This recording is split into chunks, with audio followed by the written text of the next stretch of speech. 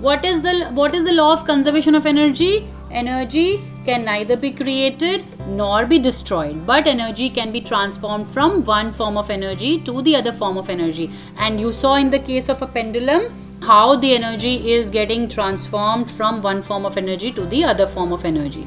Okay, again these are all the examples of transformation of energy, which is, if there's a ball, the ball is bouncing like this. So what happens when the ball is on the ground? It will not have any potential energy. But suppose the ball goes up, the ball is raised to a certain height, it will have 100% potential energy, because at the maximum height it will stop for a moment. So when it stops for a moment, the kinetic energy is 0.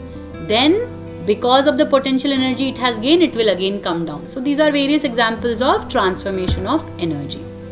Okay, now remember this: potential energy plus kinetic energy will give you mechanical energy. Potential plus kinetic will give you mechanical energy. So that is the total energy.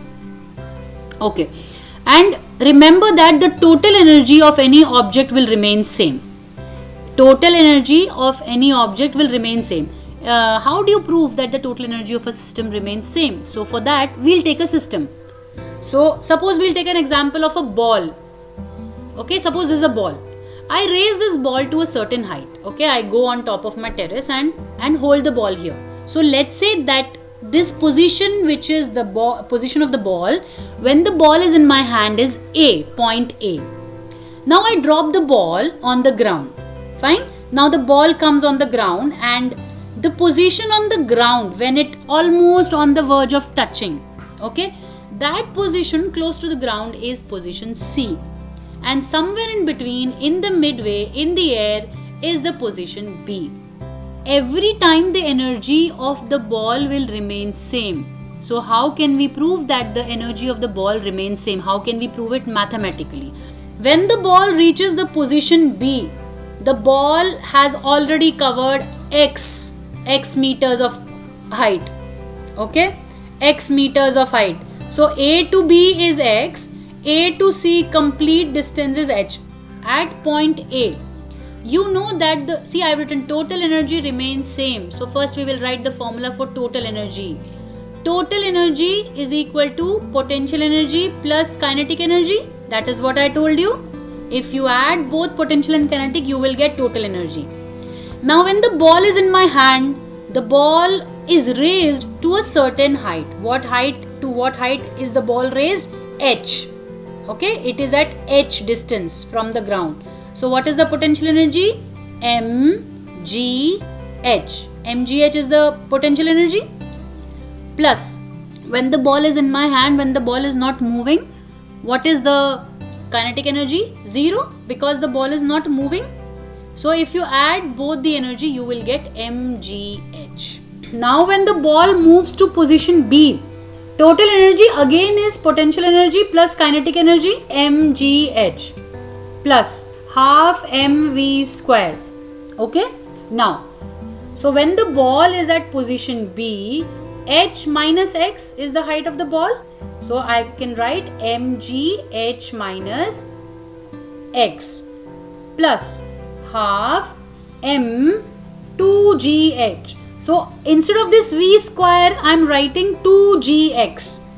Okay, and why am I writing 2gx? Is because of this. We know that from this equation of motion, v square minus u square is equal to 2gx. Okay, now I know that the initial velocity of the ball will be 0. Why? Because the ball was in my hand. Okay, so it was 0. So I can write v square is equal to 2gx. So this 2 and 2 will get cancelled. You will get mgx. Both the minus mgx and plus mgx will get cancelled. I will be left with mgh.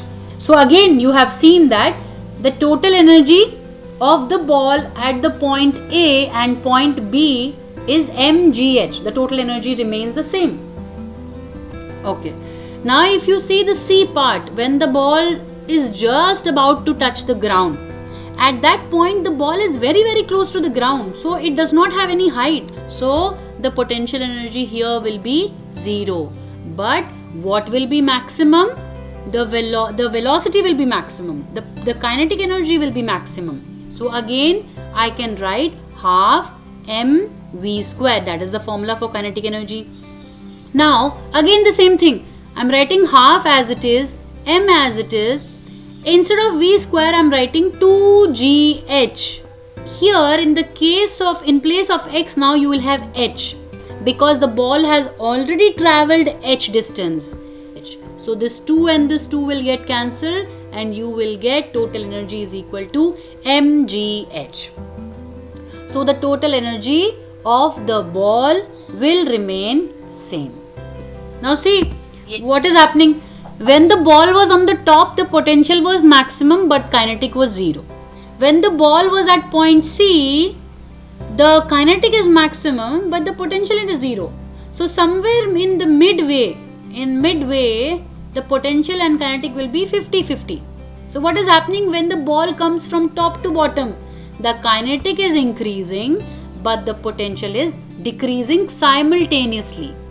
ठीक है, एक साथ एक energy का increase हो रही है, दूसरी एनर्जी आपकी डिक्रीज हो रही है.